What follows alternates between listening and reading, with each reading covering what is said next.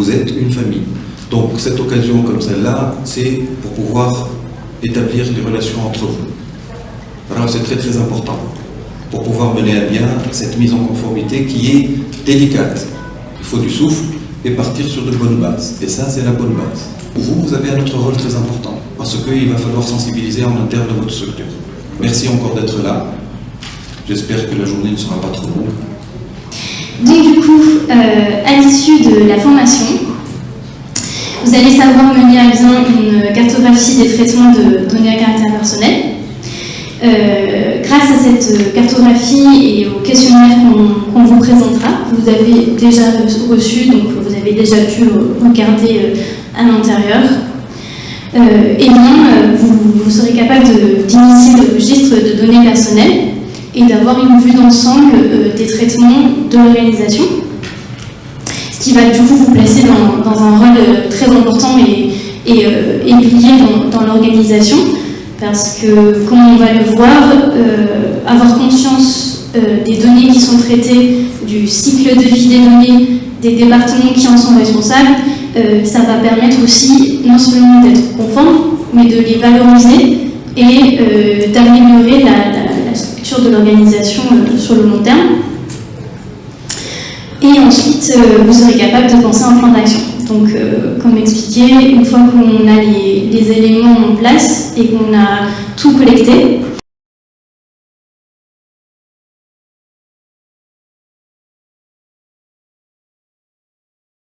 c'est essentiel pour moi de faire des rappels en protection des données à caractère personnel. Parce que, comme on va le voir, la cartographie c'est quelque chose de technique, ça demande de l'analyse et donc du coup ça demande une maîtrise des éléments essentiels, notamment des définitions.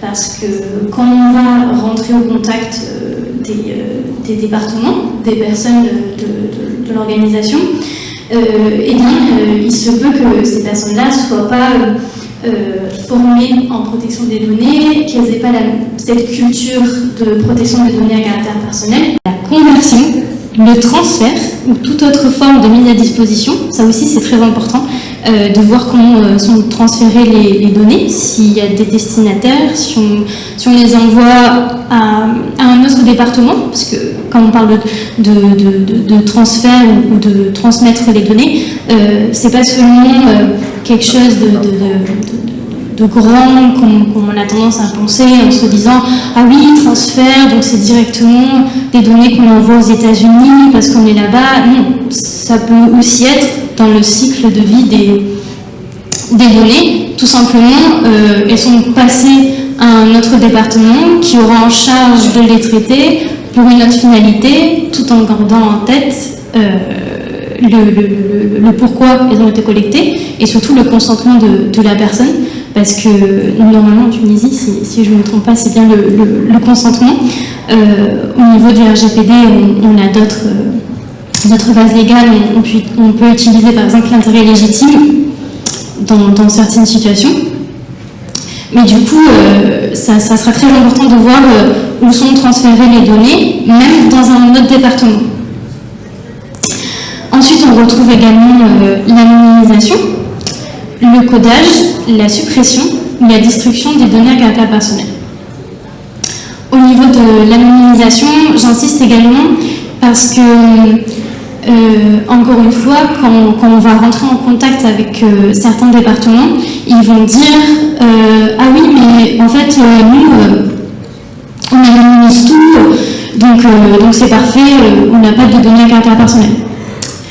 Et encore une fois, il faudra leur poser plus de questions pour vraiment aller au fond du sujet et voir si en premier lieu, les données qui sont collectées sont anonymisées par nature, c'est-à-dire qu'on ne peut pas, au moment de la collecte, les considérer comme des données à caractère personnel, ou bien si elles sont plus considérées comme des données à caractère personnel parce qu'on les a collectées. J'ai collecté par exemple mon nom et mon prénom et ma date de naissance. Et à la fin, j'ai effectué un traitement pour ne garder que la date de naissance de la personne et le fait que ce soit une femme. Donc une femme, la date de naissance, pour garder une tranche d'âge et avoir des statistiques. Ce qui est possible.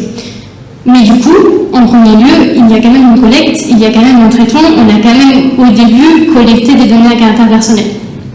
Et cette information sera très importante quand on réalisera la cartographie et du coup le traitement, parce qu'il faudra l'inclure. On ne pourra pas l'exclure au prétexte qu'à la fin, ce sont des données anonymisées. Du coup, je voulais présenter, parce que c'est organisé par le Conseil de l'Europe, donc je ne pouvais pas continuer avec la cartographie sans au moins afficher l'état de ratification et de signature de la Convention 108 et du protocole 223 de la Convention 108+. Donc voilà, je vous ai mis une petite carte qui montre visuellement tout cela. Du coup, comme indiqué, la Tunisie elle a signé le protocole amendant la Convention 108 pour la protection des données personnelles appelée Convention 108+.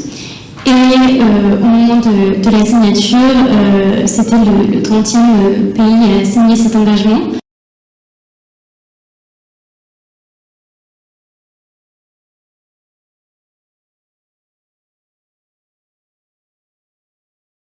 Donc, comment réussir sa cartographie des traitements?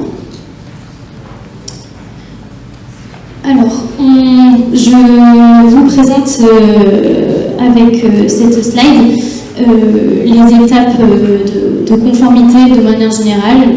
Quand on pense à la conformité d'une organisation, c'est à peu près au niveau de ces étapes que l'on va se référer. Donc tout d'abord désigner un pilote, ce qui est aussi très important parce qu'en fait ce pilote il va avoir en charge la conformité du coup de l'organisme et en fonction de la taille de celui-ci, il pourra très probablement pas le faire tout seul. Parce que si c'est une grande entreprise par exemple, ça voudra dire plein de départements à aller visiter, plein de personnes à aller questionner et donc du coup ensuite plein d'informations à traiter. Donc en fonction de la taille et du budget, généralement le pilotage est partagé. Donc du coup il y aurait un référent, généralement le délégué à la protection des données à caractère personnel, et ensuite des sous-référents qui vont effectuer les tâches selon ce que le premier référent aura indiqué et qui peut-être vont se diviser selon les départements et ensuite feront un rapport au pilote principal qui s'occupera de rassembler les informations et de peut-être les analyser si celles-ci n'ont pas déjà été analysées par les sous-référents. Donc tout dépendra vraiment de la taille de l'organisme, du budget, parce que ça implique aussi avoir des personnes en plus en train de travailler pour la conformité. Et ce qui peut se comprendre que des fois dans certaines entreprises, le budget n'y soit pas. Mais il faut au moins une personne qui puisse être en charge de cette activité, parce qu'elle reste essentielle pour la suite de la conformité. Et donc du coup, comme deuxième étape de conformité, on retrouve la cartographie. Celle-ci, c'est une étape pilier pour le reste des actions, parce que grâce à la cartographie, on va pouvoir avoir une vue d'ensemble de tous les traitements, de ce qui se passe dans l'organisme, et ça va vraiment placer le pilote, comme son nom l'indique, au pilotage en fait même du devenir de l'entreprise, parce que peut-être qu'en cartographiant, pour reprendre l'exemple des bouts de papier dans un coin, on va se rendre compte qu'en fait on avait une mine d'or à côté et que en fait ces informations on aurait pu les valoriser, on aurait pu en faire quelque chose, en plus de bien sûr s'occuper de la conformité. Donc peut-être en les envoyant aussi dans un autre département, elles pourront être utilisées pour une nouvelle finalité en respectant le consentement de la personne, etc. Donc ça va vraiment permettre d'avoir cette vue d'ensemble du fonctionnement de l'organisme, de l'ensemble des traitements qui sont effectués, des finalités, du type de données qui sont collectées. Donc on se rendra peut-être compte qu'on est au sein d'un organisme qui collecte majoritairement des données de santé, et donc du coup, ce qui va impliquer des mesures de sécurité plus importantes. Et on pourra du coup avertir les responsables informatiques du système informatique qu'il faudra peut-être plus sécuriser les données, ou alors mettre en place des différents moyens d'accès aux données, donc mieux compartimentaliser les accès, permettre d'accéder à la base de données que par mot de passe, à un département précis, etc. Donc vous voyez, ça permet vraiment d'avoir cette vue d'ensemble, et également du coup de voir les points faibles et de voir les risques. Si je reprends mon exemple je suis une entreprise qui collecte, je me rends compte, majoritairement des données de santé, et qu'en parlant avec le personnel, celles-ci, elles ne sont pas sécurisées dans une base de données spécifique.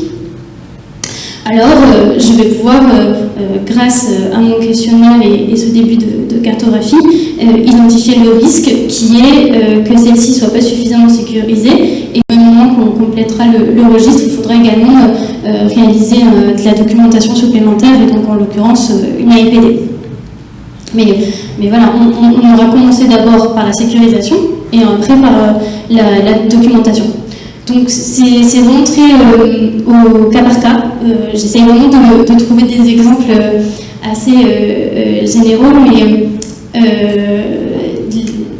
ce qu'il faut savoir avec du coup la protection des données à caractère personnel, c'est que la manière dont alors la conformité est la même, ce qu'on doit respecter, ce sont les mêmes règles, mais au niveau des entreprises, on ne va peut-être pas les gérer de la même manière. Encore une fois, en fonction de sa taille, en fonction du budget, en fonction de ce qu'on aura identifié comme étant ayant le plus grand risque, etc. Donc ce sera à vous de voir sur le moment, avec votre analyse, quelle est la meilleure réponse à apporter. Et donc du coup, au niveau de la documentation, la cartographie, elle permet principalement de réaliser le registre, et donc du coup d'avoir une fiche de registre, mais comme on va le voir, elle va aussi permettre d'avoir des sous-cartographies, si je peux dire. Par exemple, si on a plusieurs sous-traitants, et bien grâce aux informations, on va pouvoir extraire les données de ces sous-traitants et se rendre compte qu'en fait on fait appel à la même entreprise de sous-traitance pour divers traitements. Et donc du coup, avoir un petit registre des sous-traitants où on va indiquer, ok, donc on échange à chaque fois avec cette entreprise pour tel traitement, pour tel traitement et pour tel traitement de notre organisation interne. Et ça permettra également d'avoir une vue d'ensemble sur les échanges, mais en l'occurrence en dehors, externe, en dehors de l'entreprise.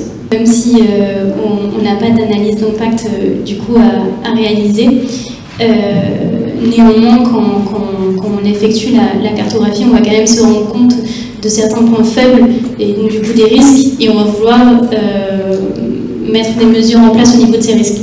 Et essentiellement, une analyse d'impact, c'est ça, c'est dire voici le traitement, voici du coup la manière dont il est réalisé, et si jamais il y a un accès non autorisé, etc., voici les risques sur la vie privée de la personne.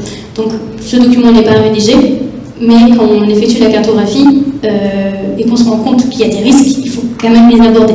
Ensuite, pour les personnes qui font par exemple du management, ça arrive d'avoir des cartographies des processus métiers. Parce que du coup, ils vont vouloir avoir une cartographie de comment se déroule une vente, comment se déroule telle activité, et en ayant cette vue d'ensemble, encore une fois, ils vont pouvoir voir les défauts de ce processus et éventuellement l'améliorer. Et donc, du coup, au niveau du management, ils vont se dire, ah oui, effectivement, là, on fait tourner le consommateur plein de fois sur le site internet. Est-ce qu'on ne peut pas juste le faire aller directement à cette page au lieu de l'amener dans tous toutes les pages du site pour aller à la finale. Et donc du coup, c'est ce que cette cartographie va permettre de mettre en lumière. Cartographie des acteurs. Ça peut être quelque chose de même tout basique et tout simple, comme un organigramme. Donc on voit en fait qui est dans l'entreprise, qui va intervenir dans les échanges. Des acteurs, ça peut aussi être les partenaires. On est une entreprise privée, où on a des partenaires à côté, où on travaille également avec des institutions. Et donc du coup, si on cartographie ça, on a cette vue d'ensemble de voici avec qui on travaille et voici les acteurs qui rentrent dans notre vie économique ou de travail. Quand là, on rentre un petit peu plus dans la conformité des données à caractère personnel, on peut parler de cartographie de outils tiers. Et donc du coup, c'est voir, ok, nous dans notre entreprise, dans notre organisme, on utilise plein d'outils parce qu'on le fait de manière automatisée et non automatisée. Et ce n'est pas forcément des outils internes que notre département informatique a développé de leur propre main. Ça peut être d'autres outils, et des outils tiers, ça peut être comme, on utilise Google Doc pour écrire, on utilise WhatsApp pour échanger, donc voilà, on utilise certaines entreprises et on les utilise soit pour écrire, soit pour échanger, soit pour héberger des données, etc. Et donc du coup, avoir une cartographie des outils tiers permet de voir les acteurs externes à ce qui se passe à l'intérieur de la vie de l'organisme. Et ensuite, on rentre dans ce qui est cartographie des sous-traitants. Donc encore une fois, c'est pas quelque chose d'obligatoire ceci, mais ça permet vraiment de voir les risques, de voir les points faibles, de comment les aborder, et peut-être même juste de se questionner de est-ce qu'en fait on a vraiment besoin d'un sous-traitant pour réaliser ce traitement. On ne peut pas simplement le faire en interne. Et comme ça, on évite les risques supplémentaires, on évite de devoir contractualiser, etc. Donc ça permet de se poser plus de questions sur le traitement et la conformité de manière générale. Et comme expliqué du coup sur cette slide, sur cette formation, on va s'attarder principalement sur un type de cartographie qui permettra du coup de facilement réaliser les documents de conformité. Et ce sera du coup la cartographie des traitements de données à caractère personnel. Techniquement, une cartographie des traitements des données, c'est une technique qui permet de recenser et de visualiser les différents flux de données, dont les différents traitements mis en œuvre. Si vous vous rappelez, c'est comme dans le petit schéma que je vous ai montré. On verra plusieurs exemples parce que, encore une fois, moi j'estime qu'il n'y a pas une seule technique pour le faire, mais par contre il y a un objectif commun et unique qui est d'être conforme et de réaliser les documents de conformité, donc le registre, et du coup en Tunisie aussi de voir si on a effectivement déclaré le traitement ou pas. Parce que normalement, si je ne me trompe pas, il faut encore déclarer les traitements ici. Donc du coup, ça va nous permettre de voir la collecte des données, l'ensemble des outils qui sont utilisés dans ce qu'on appelle le cycle de vie des données. C'est un terme que j'utilise depuis tout à l'heure. Pour moi, il me paraît normal et basique, mais je ne suis pas sûre qu'il soit si normal et basique pour tout le monde. Donc je vais peut-être l'expliquer un peu. Le cycle de vie des données, c'est ce qu'on fait des données à partir du moment qu'on les collecte, quel est l'usage qui en est fait et par où elles vont passer.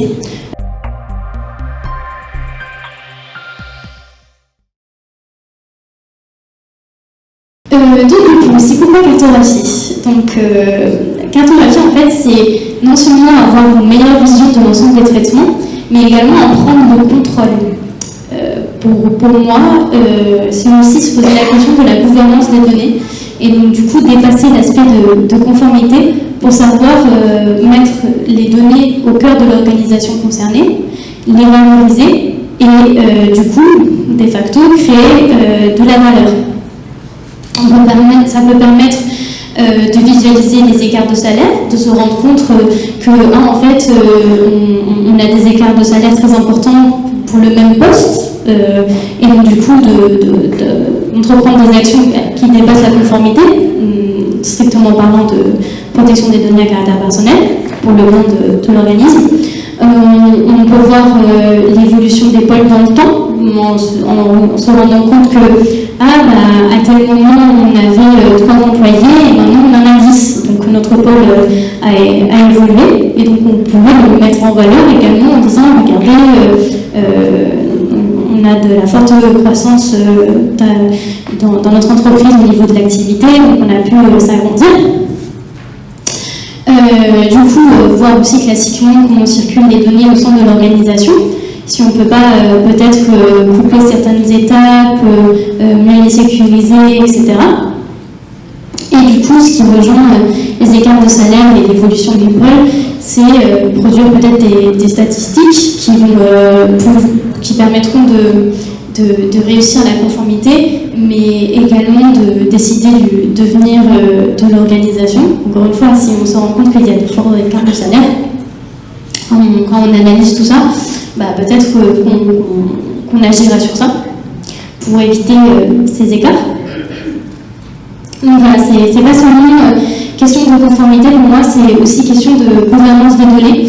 Et ça peut aussi être une approche quand des personnes sont un peu réticentes pour remplir le questionnaire ou que certains départements sont réticents parce qu'ils se disent oui mais quel est l'intérêt? Moi j'ai plein de choses à faire, j'ai pas le temps de remplir un questionnaire, pour moi c'est sûr on est conforme, donc en fait à quoi ça sert? À part juste venir me déranger dans mon travail et me rajouter une tâche.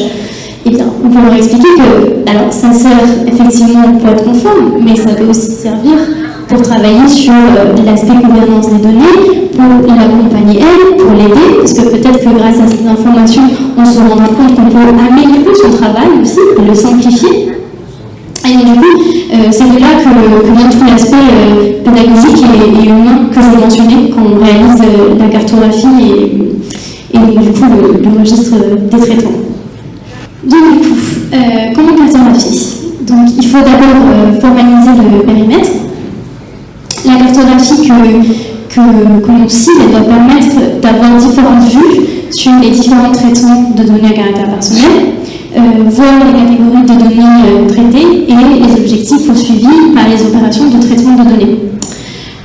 J'insiste également que la cartographie, c'est un travail collectif. Comme on l'a vu tout à l'heure, ça peut être l'initiative d'en réflexion pour les organismes publics qui sont engagés dans le Centre national informatique.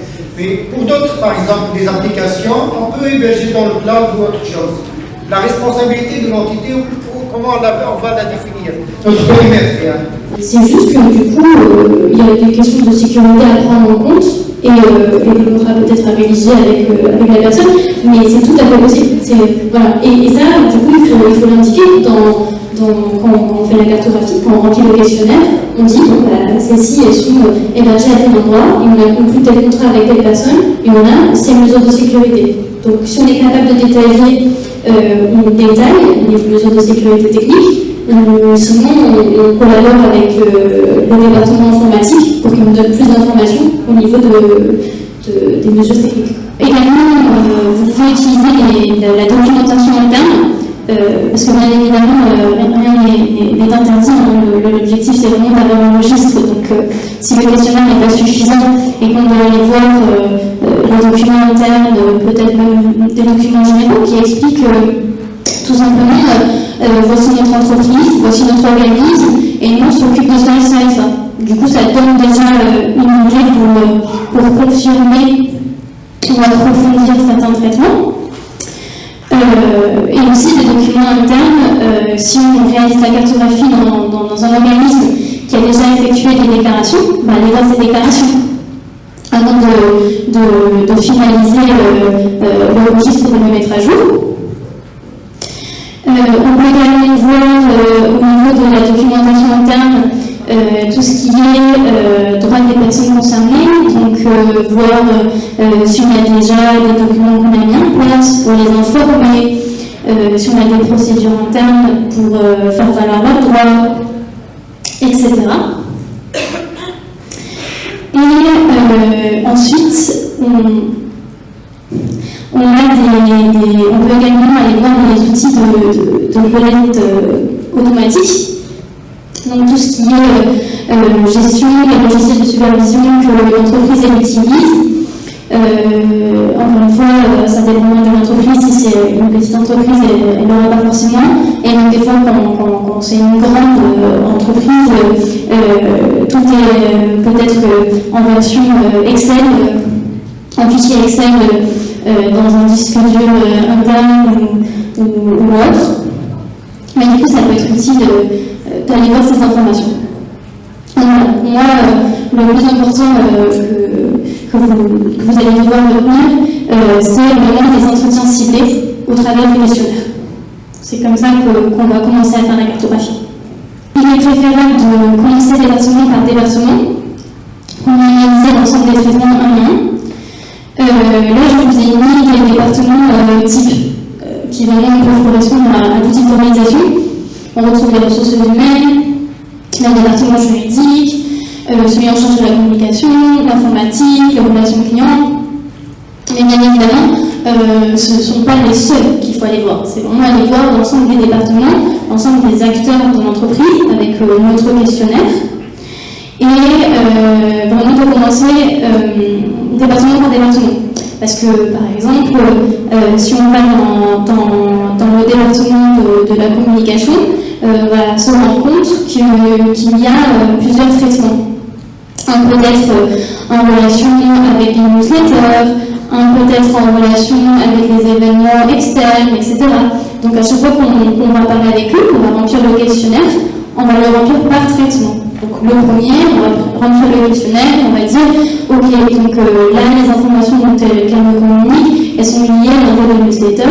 Pour les newsletters, oui, il y a des données personnelles, et hop, on continue, on détaille le questionnaire, et ensuite on analysera, et on reprend avec le même département. D'accord, donc vous avez une autre activité qui collecte en fait des données pour tel nouveau traitement, donc l'organisation d'événements externes.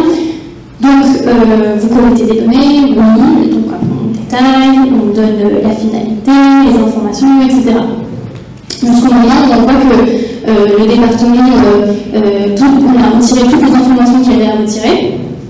Et donc, du coup, partant de là, on peut passer à un autre département. Ça, c'est vraiment ma technique parce qu'elle va permettre de catégoriser et de mieux visualiser l'ensemble des traitements. Je vais vous montrer un exemple par la suite.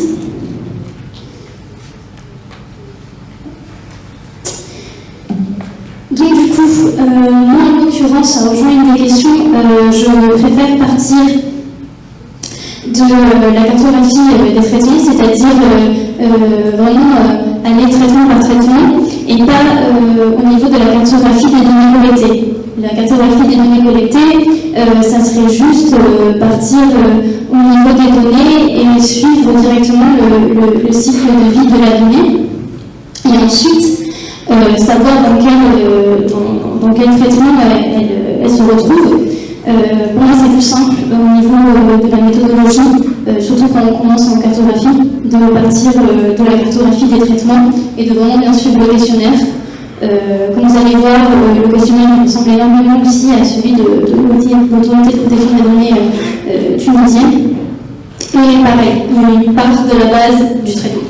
Ensuite, on détaille les données qui sont incluses dans ce traitement.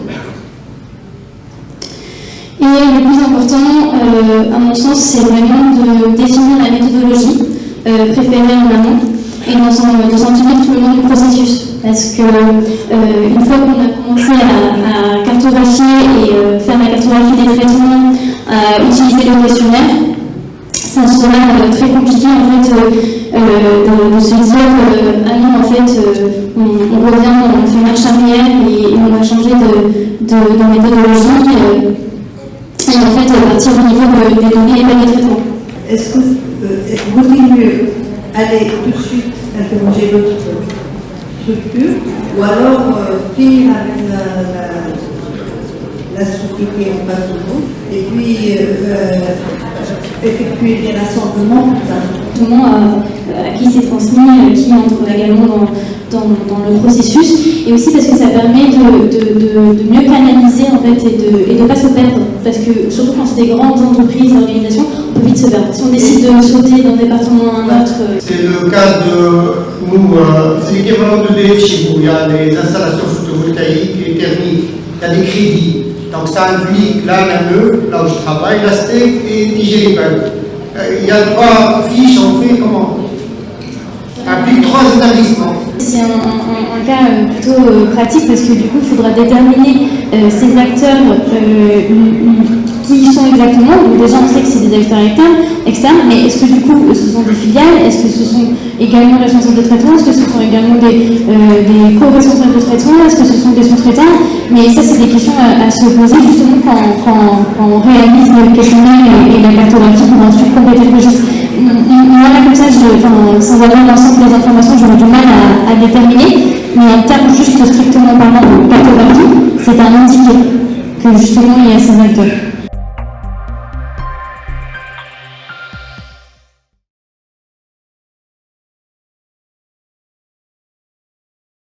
Vous avez normalement tous eu un questionnaire, donc c'est un questionnaire type, celui-ci il est très détaillé. J'espère que vous l'avez tous, sinon vous pouvez partager ou alors j'en ai un de plus, au cas où. Et donc du coup, selon le degré de sensibilisation du personnel, des départements qu'on va aller interroger, 2 options sont ouvertes, comme expliqué. Soit on va envoyer directement au service, parce qu'on estime que les personnes sont suffisamment sensibilisées, donc elles vont être capables de répondre au questionnaire, et elles ne vont pas se fermer, et donc bien communiquer les informations, ou alors mener l'entretien. Donc du coup, ici, en l'occurrence, c'est comme si on était en train de mener l'entretien. On est très nombreux, donc en fait, on ne peut pas vraiment faire de simulation d'entretien où je donne une carte à quelqu'un qui doit jouer un certain rôle, etc. Ça aurait pu être très intéressant, mais là, pour le coup, je vais vous donner la réponse d'une personne. En l'occurrence, ça sera le département des ressources humaines, car comme expliqué, c'est un département qui est commun à tout organisme. Et donc du coup, la tâche de cet après-midi, ce sera de remplir le questionnaire, d'arriver à traduire le questionnaire en début de fiche de registre d'un traitement. Et surtout, quand on va remplir le questionnaire, d'analyser les éléments qui ont été recueillis. Donc du coup, quelles mesures éventuellement mettre en place, prendre en compte tous les points d'attention qu'on a pu voir. Donc est-ce qu'il y a des sous-traitants? Est-ce qu'il y a des données sensibles? Est-ce qu'il y a une procédure de gestion des droits des personnes qui est mise en place? Quels sont les acteurs, etc. Et on pourra également du coup le retranscrire en début de cartographie. Du coup, ça ne sera pas une cartographie complète, parce qu'une cartographie complète, comme on a vu, c'est vraiment l'ensemble des traitements. Et ici, je prends une étape de la cartographie, qui est l'entretien. Parce que sans un bon entretien, on ne peut pas continuer et réaliser une bonne cartographie, et ensuite on ne peut pas continuer et avoir un bon registre des traitements. Et additionnellement, si le temps nous le permet, ce que j'espère, on pourra également élaborer un plan de pilotage ensemble de mesures et actions à mettre en place en analysant du coup les risques de ce traitement ou ce qui pourrait être mis en place pour l'améliorer.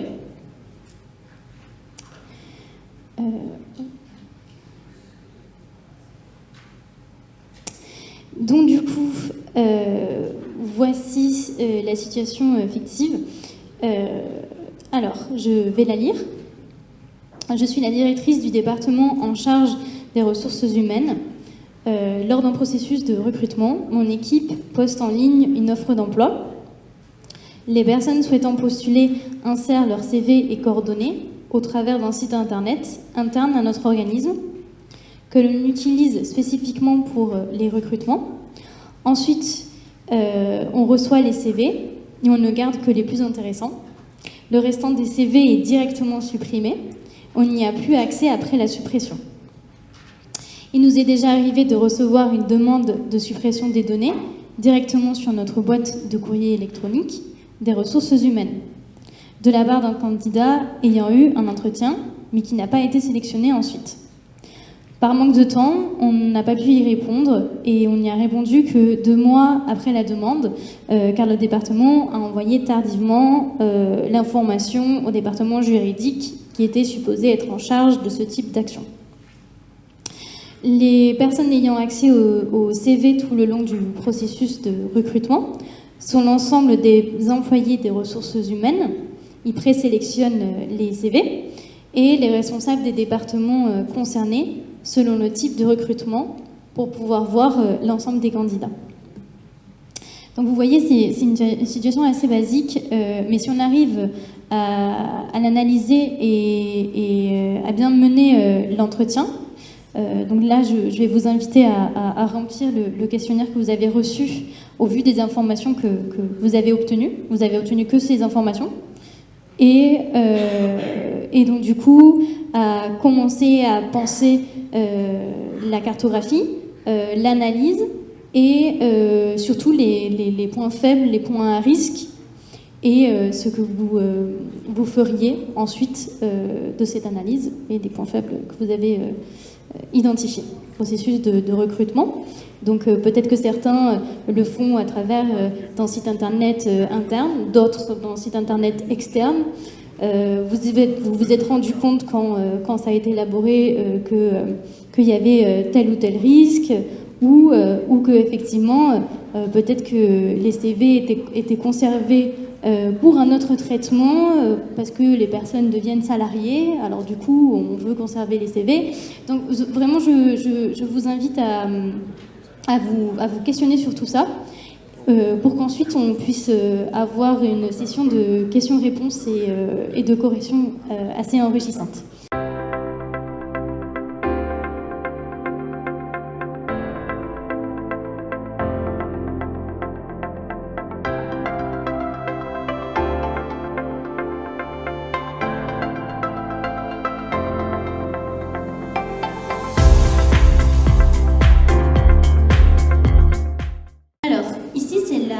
Reprise du questionnaire de manière simplifiée pour la correction, mais comme on a un petit peu plus de temps, je vais peut-être passer sur tout le questionnaire, parce que là, en l'occurrence, j'ai repris les questions de ce matin, de qui, quoi, où sont conservées les données, etc.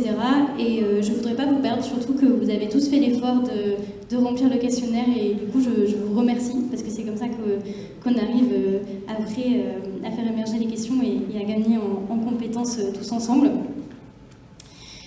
Donc du coup, si on reprend le questionnaire, si vous l'avez tous sous vos yeux, on retrouve la première partie qui est dédiée au traitement. Là, en l'occurrence, quand la personne nous a contacté, qu'on a contacté la personne, pardon, on s'est rendu compte qu'il y avait bien des données à caractère personnel qui étaient traitées, étant donné que du coup, les CV sont collectés. Donc ici, on remplit oui. On n'est pas dans la négative où il faudra poser plus de questions, ce qui est assez simple. Ensuite, quelle est la finalité du traitement ? Je me suis rendu compte qu'il y avait beaucoup de questions à ce niveau. Ici, aujourd'hui, on est au niveau de la cartographie, donc je détaillerai peut-être pas comment déterminer une finalité, qui en est responsable, etc. Mais ici, en l'occurrence, la finalité, c'est de recruter du du personnel, d'après ce qu'il nous a informé, et surtout c'est le responsable de traitement qui détermine les moyens et les finalités. C'est très dangereux, en tant que responsable de conformité, de venir déterminer les finalités à la place du responsable de traitement. Chacun a un rôle, chacun est acteur à sa manière, et on peut accompagner, mais on ne peut pas remplacer. Et à partir du moment où c'est quelqu'un d'autre qui va déterminer les moyens et les finalités, il aura la casquette de responsable de traitement, peu importe qu'on ait mis l'étiquette sur quelqu'un d'autre. Donc du coup, ici, c'était relativement simple parce qu'on voyait directement quel était l'objectif et quel était le type de traitement.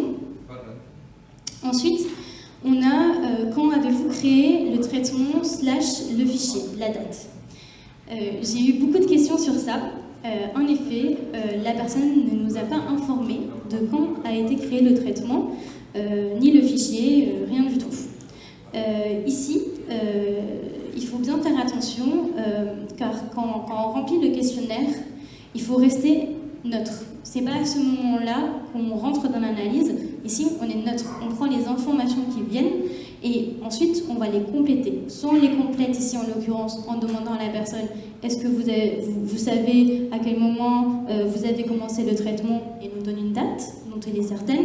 Ou alors, c'est en allant regarder dans la base de données, peut-être que le département informatique est au courant de la date, ou alors peut-être que c'est dans les documents internes. Mais en tout cas, on ne peut pas déterminer une date aléatoirement. Il faut vraiment que ces informations soient confirmées. C'est très dangereux d'avoir des fausses informations parce qu'on veut combler le vide. On n'a pas comblé le vide, c'est-à-dire que si c'est pas dit ou si c'est pas existant, alors ça fera partie de notre analyse et de notre plan d'action, de le rendre existant ou de le compléter. Ensuite, quelles sont les personnes concernées? Ici, ça paraît relativement évident, étant donné que c'est un processus d'embauche. Donc du coup, les personnes qui vont être concernées par le traitement, ça va être du coup les candidats. Et donc du coup, ici, on a tout simplement à écrire les candidats.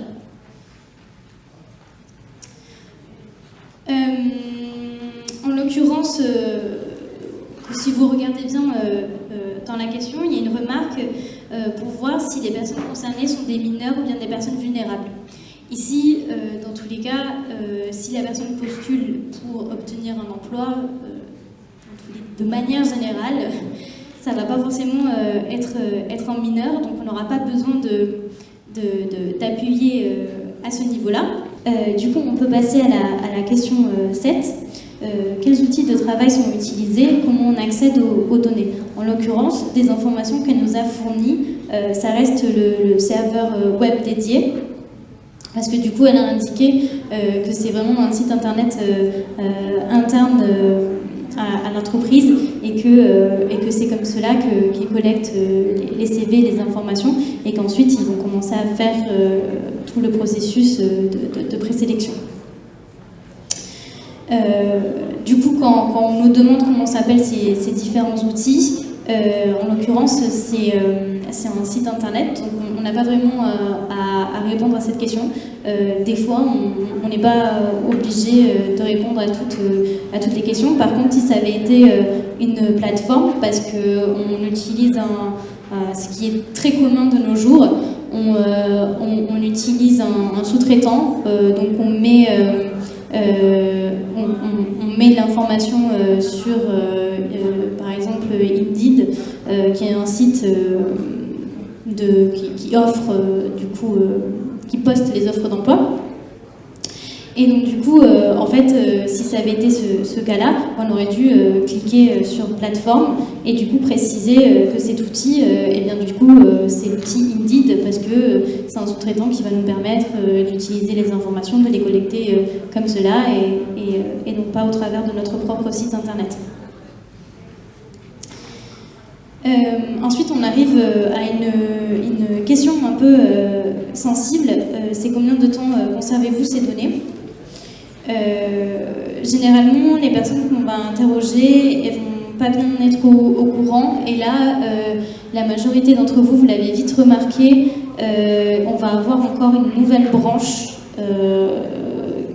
qui va être celle des dossiers sélectionnés et celle des dossiers refusés. Parce que du coup, s'ils sont sélectionnés, ils vont rester peut-être plus longtemps. Et pour l'instant, on n'a pas d'informations, elle ne nous donne pas d'informations claires sur la durée de conservation. Mais s'ils sont sélectionnés, qu'ils deviennent des employés, ça arrive qu'on garde les CV des employés pour justement les mettre en valeur, les utiliser plus tard, etc. Donc c'est vraiment quelque chose qu'il faudra voir et les refuser. Les dossiers refusés, si la personne ne veut pas rester dans la base de données, alors il faudra les supprimer. Et même si elle ne veut pas rester, il faut une certaine durée de conservation définie. Donc on voit vite dans l'entretien qu'on commence à rentrer dans un point un peu sensible sur lequel il faut avoir la technique et savoir de quoi on parle pour pouvoir extraire les bonnes informations. Quand on passe à la question 10, à quelle fréquence les données sont-elles mises à jour? Donc du coup, ici en l'occurrence, on n'a pas vraiment d'informations sur la mise à jour, donc encore une fois, on indique qu'elle ne nous a pas donné d'informations.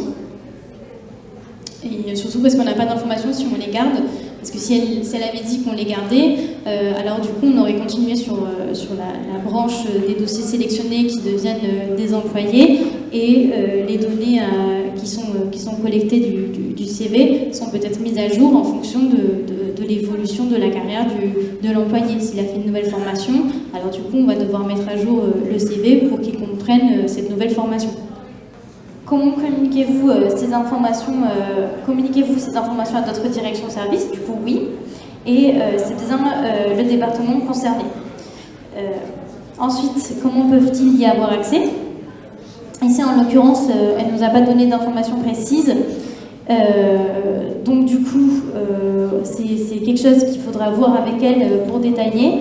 Si c'est dans le serveur interne partagé, donc du coup ils y accèdent tous avec un compte. S'ils transmettent les informations peut-être par mail, peut-être qu'ils envoient tout simplement le CV par mail au responsable de l'autre département, etc. Donc c'est un élément qu'il faudra voir du coup avec la personne pour bien le compléter. Du coup, effectivement, on peut indiquer que c'est l'autre département concerné, mais que c'est également la direction juridique. Mais ceci est différent parce qu'en fait, si on commence à partir là-dedans, on va rentrer dans un autre traitement. Parce qu'en fait, la gestion des droits, c'est un autre traitement. Ici, vraiment, on est resté à l'initiale qui est l'embauche. Mais si on n'en parle pas, on va passer à côté d'un... Ils n'ont pas les informations sur le CV. Le département juridique n'a pas, d'après le cas pratique, il n'a pas accès aux informations du CV. Il n'a pas accès à ça, sauf si le département juridique est concerné par le traitement. C'est-à-dire que c'est une offre d'emploi du département juridique. Ce que le département juridique il a, c'est la transmission de la demande, c'est-à-dire un mail que peut-être le département a reçu par erreur, et que du coup le département va transmettre au pôle juridique. Mais ils ne vont pas transmettre les CV.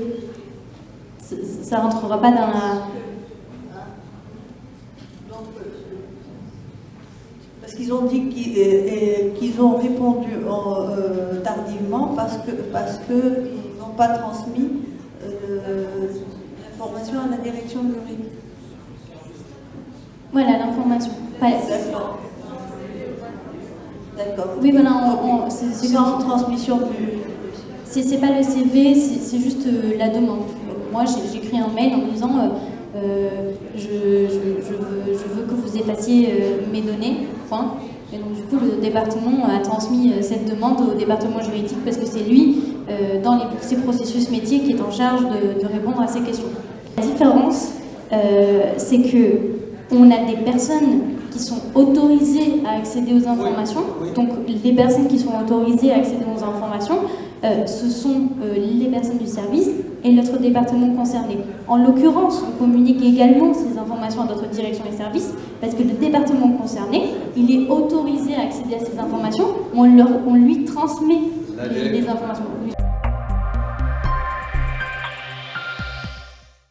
Donc du coup, j'insiste encore une fois parce que pour moi c'est vraiment l'étape la plus importante parce que si on n'a pas compris le questionnaire, si on n'a pas les bases en termes de protection des données, on n'arrivera pas à faire une bonne cartographie parce que du coup, on n'aura pas été capable de se poser les bonnes questions et bien compartimentaliser les traitements, les responsables, les accès, etc.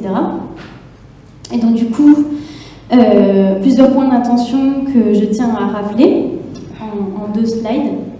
Le premier, c'est que le personnel n'est pas nécessairement au courant. Donc encore une fois, on peut partir sur le comment vous recrutez le personnel et on retrouve le concept maïeutique que j'ai abordé.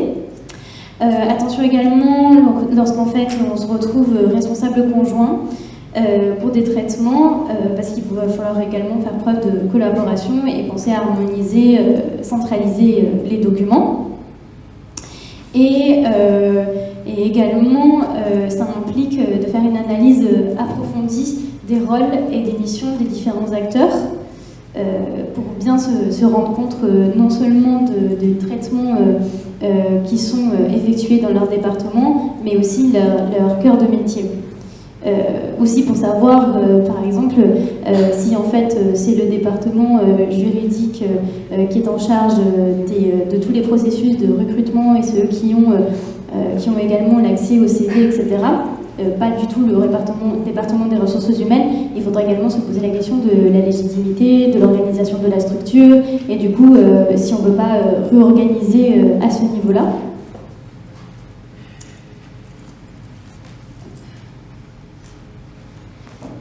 Donc du coup, je passe aux autres points d'attention qu'on a vus quand je me suis promenée tout à l'heure pour aller vous voir et voir comment vous remplissiez le questionnaire.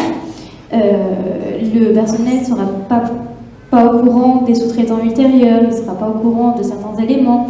Donc ici, c'est votre rôle clé de savoir analyser, compléter et surtout imposer des fois, comme on a vu dans la durée de conservation, de vraiment venir dire non, ici vous avez dit ça, mais maintenant il faut le faire comme ça parce que c'est comme ça qu'on est conforme. Donc vous voyez, vous avez un rôle très important. Et il se peut que ça nécessite la communication avec d'autres pôles, donc on retrouve ce concept de collaboration et d'échange entre tous les acteurs. Et donc du coup, je voulais également mentionner qu'en plus du registre des traitements, la cartographie elle va permettre de construire éventuellement un registre des sous-traitants ultérieurs et des mesures mises en place pour chacun. Et surtout, on va se rendre compte, en fonction du cœur de métier du sous-traitant, s'il va être en charge de la sous-traitance de plusieurs de nos traitements. Donc vraiment, la cartographie, elle va permettre de nous permettre d'extraire plein d'informations et de réaliser plusieurs documents. Je vais vous montrer des exemples. Donc du coup, on retrouve pour le support, on peut faire une cartographie visuelle de l'ensemble des sous-traitants. Donc du coup, le support, le sous-traitant numéro 1, il sera en charge de la sous-traitance de la communication avec un client parce que du coup, on a mis en place un chatbot sur notre site internet. On collecte des cookies, donc également c'est un sous-traitant, utilisation de cookies tiers pour analyser le comportement d'un utilisateur sur le site internet, hébergeur, donc on s'est rendu compte quand on a fait la cartographie qu'on a beaucoup de nos données qui sont hébergées ailleurs, en externe et pas en interne, et donc du coup on va lister les sous-traitants qui sont impliqués là-dedans. Et enfin, par exemple aussi les solutions emailing, donc tout ce qui est campagne publicitaire, newsletter. Ceci, ce sont des exemples. Encore une fois, je vous donne les billes et les éléments pour que vous puissiez extraire ces informations et des idées de représentation visuel, graphique de tout cela, mais ça peut aussi passer par de la messagerie collaborative, si jamais on a des sous-traitants pour échanger entre employés d'une entreprise. On fait appel à une organisation qui met en place un système de communication interne, et donc du coup en fait ils vont être les sous-traitants de données personnelles des employés de l'entreprise, et donc du coup ça également, il faudra le documenter et on pourra l'extraire de la cartographie.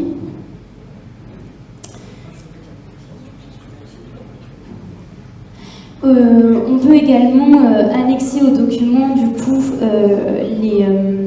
les registres et les informations annexes qu'on aura réussi à compléter. Par exemple, dans le cas d'un accord, eh bien, ça serait intéressant de retrouver les sous-traitants ultérieurs du sous-traitant principal, avec les informations de l'entité, la localisation des serveurs, la catégorie de données, quel est le service, et surtout quelles sont les garanties pour le transfert, ce qui rejoint d'ailleurs la dernière partie du questionnaire. Donc ça également, c'est un exemple de comment vous pouvez le faire.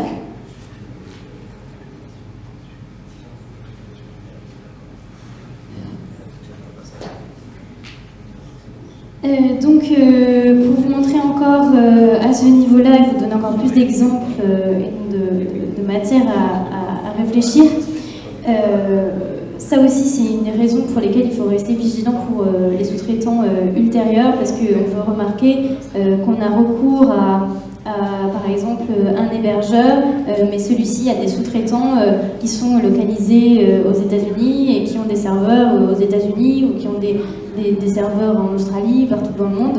Et donc du coup, c'est des éléments qu'il faudra prendre en compte et qu'on aura réussi à analyser et à extraire grâce à notre questionnaire et notre cartographie.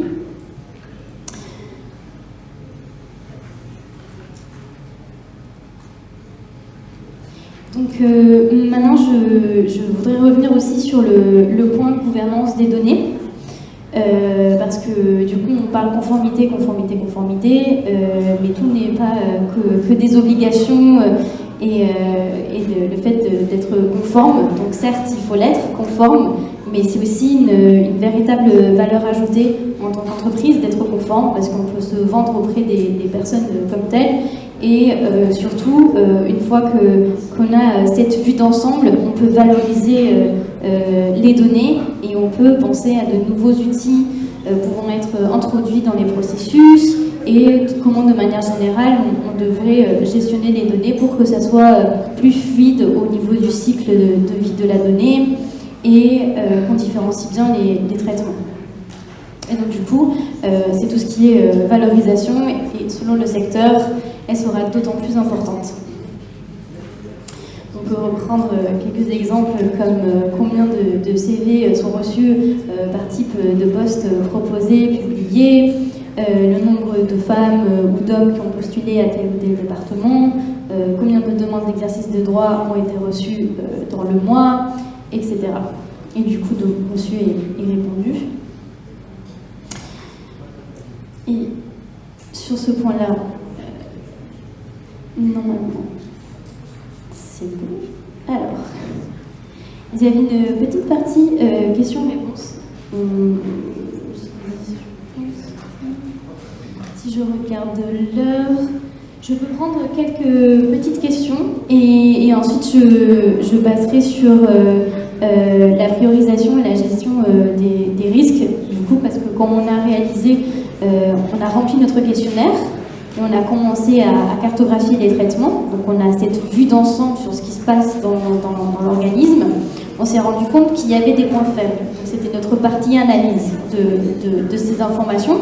Et donc du coup, avec ces points faibles, ces risques, qu'est-ce qu'on va faire et comment ils vont être gérés pour qu'ensuite le registre soit conforme et que le traitement soit conforme.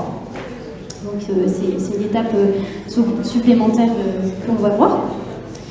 Donc, et avant de passer à cela, je peux prendre quelques questions.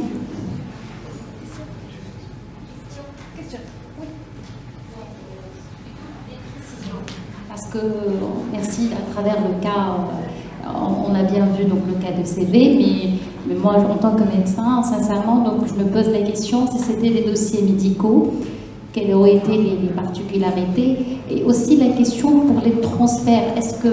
Parce que nous, les données, en plus, on peut les utiliser dans la recherche. Donc, est-ce que ça s'appelle ça transfert?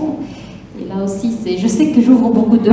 Mais s'il y a des choses ou des références que vous pouvez vous donner pour nous aider à comprendre.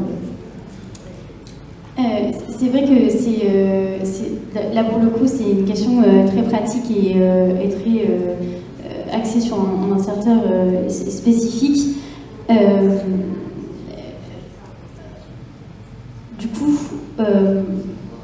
au niveau des dossiers, je ne peux pas répondre sans avoir toutes les informations, mais en fait les éléments restent les mêmes. Il y aura des traitements pour lesquels il y aura des finalités et à chaque fois il faudra prendre en compte tout cela.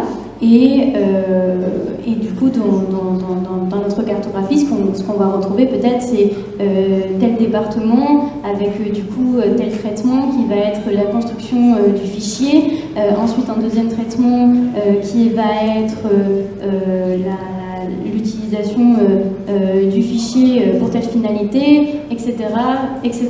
Et donc du coup, le rôle très important, c'est d'arriver à scinder ces informations, à les couper, et que dans la cartographie, ce soit clair en fait qui est en charge de quoi, où les données sont passées et comment elles sont transmises, les finalités et tout le reste.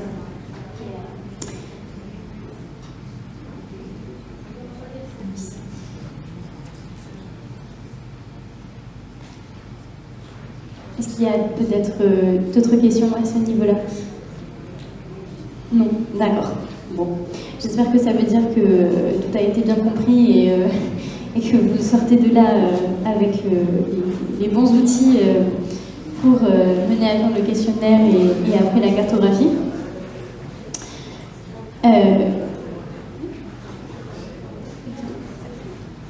En fait, il y a la dernière étape, l'étape supplémentaire.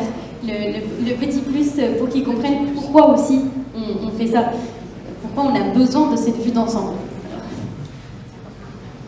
Du coup, pourquoi en fait on a besoin de cette vue d'ensemble? Eh bien, elle va nous permettre de voir les risques, voir le cycle de vie de la donnée, l'ensemble des traitements et du coup avoir un plan d'action pour la conformité et s'assurer par exemple que les personnes seront formées, que si on stocke des données dans un serveur non sécurisé, eh bien on viendra sécuriser le serveur, etc. Mais on ne peut pas être au courant si on n'a pas fait notre étape de recherche. Notre étape de recherche, du coup, est le questionnaire qu'ensuite on traduit en cartographie et qui ensuite nous permet d'analyser les éléments. Donc du coup, identifier le risque, évaluer celui-ci au niveau de sa gravité. Est-ce que c'est urgent, pas urgent? Est-ce qu'il va avoir beaucoup de conséquences sur un impact sur la vie des personnes si le risque est avéré, c'est-à-dire si quelque chose arrive aux données en l'occurrence. Et ensuite prioriser les actions. Donc du coup, au niveau des actions qu'on va devoir mener, quelles sont les prioritaires? Est-ce que c'est d'abord de dire concrètement non, maintenant vous arrêtez de continuer à traiter ces données éternellement, vous devez établir cette durée de conservation? Ou est-ce qu'au contraire, la priorité, étant donné que les traitements semblent être en conformité, ça sera de former le personnel parce qu'on s'est rendu compte, lorsqu'on menait les entretiens, que le niveau n'était pas très élevé et qu'ils avaient besoin d'être formés à ce niveau-là. Et dans notre activité, pour essayer peut-être de rendre concret ces éléments, les principaux éléments manquants étaient la détermination d'une durée de conservation, la gestion de l'exercice des droits, parce qu'on a vu que c'était un petit peu chaotique, ils recevaient dans la boîte mail, ils oubliaient, ensuite ils devaient transférer, et du coup pour la personne concernée, c'était assez dommageable parce qu'elle n'était pas au courant du processus et de la manière dont ces droits étaient considérés par l'organisme. Et aussi tout ce qui est procédure de sécurité, c'est-à-dire, d'accord, mais concrètement, où sont hébergées les données, comment on y a accès, comment vous les transmettez, etc. Et au niveau des risques, on a peut-être du coup à se poser la question du sous-traitant de sous-traitant. Et alors j'ai remis la notion de AIPD, mais du coup vous n'allez pas la prendre en compte, hein, donc vous deviez appliquer le RGPD.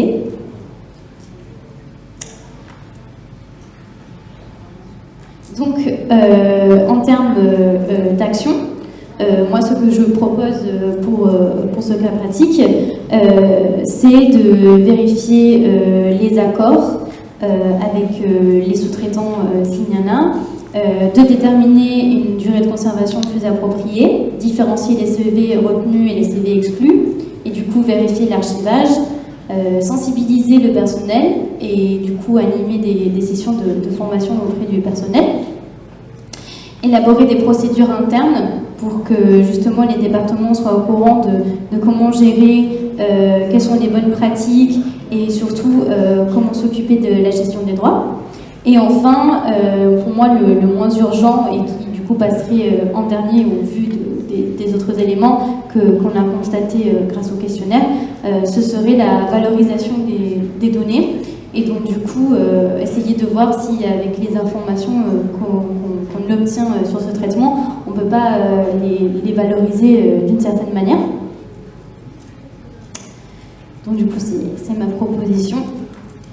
Et enfin, je vais montrer un exemple aussi pour ce qui est gestion des risques et évaluation du risque ainsi que plan d'action. C'était une étude de cas de la CNIL sur un outil fictif normalement qui s'appelait Captoo. Et en fait, pareil, ils avaient réalisé la même chose que nous, c'est-à-dire il y avait un cas pratique fictif où ils ont dû se poser plusieurs questions, voir si les traitements étaient conformes ou pas, et ensuite analyser, et au travers de l'analyse, donner des notes, par exemple, est-ce que le serveur est sécurisé ou non, alors on va le mettre en moyen. Est-ce qu'on a bien géré les accès? Non, pas du tout, tout le monde y a accès. On va le mettre en rouge, etc. Et en fonction de ça, on se retrouve avec ce qu'on appelle une cartographie des risques, où on va se situer dans négligeable, limité, important et maximal. Et donc du coup, en fonction de où on se situe, on va plus facilement avoir un plan d'action qui sera élaboré. Et donc du coup, ça peut être, encore une fois, des sessions de sensibilisation du personnel, quand on voit que tout est bon, mais qu'il manque cette partie-là au personnel. Quel est notre objectif, dans combien de temps ce sera évalué et mené à bien, ce plan d'action, et donc du coup, cette action en particulier. Voilà. Et donc du coup, avec cette dernière étape, on voit bien que la cartographie, c'est vraiment une étape pilier, parce que sans cela, on a vraiment du mal à voir les risques, on a vraiment du mal à voir les acteurs, ce qui se passe avec les données. Et pourtant, ça, c'est vraiment la base pour tout le reste de la conformité. Sans ça, on ne peut pas voir les points faibles. On ne peut pas remarquer les zones d'attention, on ne peut pas voir le niveau du personnel parce qu'on n'aura jamais été en contact avec eux, et c'est vraiment essentiel de la réaliser. Voici la fin de la formation. Je vous remercie de votre patience.